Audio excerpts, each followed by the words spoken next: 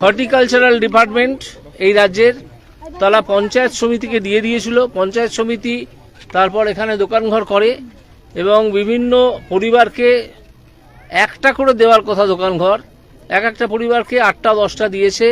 সেই পরিবারেরা দোকানঘরে গোডাউন চালাচ্ছে বা 10টা দোকানই চালাচ্ছে বা তারা অন্য লোককে ভাড়া দিয়ে দিচ্ছে।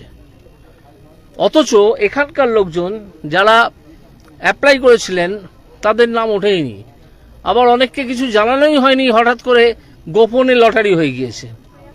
এই নিয়ে একটা বিশাল অভিযোগ আসছে এবং প্রচুর টাকা হাত বদলের অভিযোগ আসছে। এটা আমরা খতিয়ে দেখব, আমরা এখানে ব্যবস্থা নেব এবং খতিয়ে দেখব কি দুর্নীতি আছে না আছে। আমারও পুরো ব্যাপারটা দেখে একটু সন্দেহ তৈরি হচ্ছে, দেখা যাক আমরা কতদূর কি করতে পারি। তবে যারা এখানে দুর্নীতিতে জড়িত যদি কেউ থাকেন তারা কিন্তু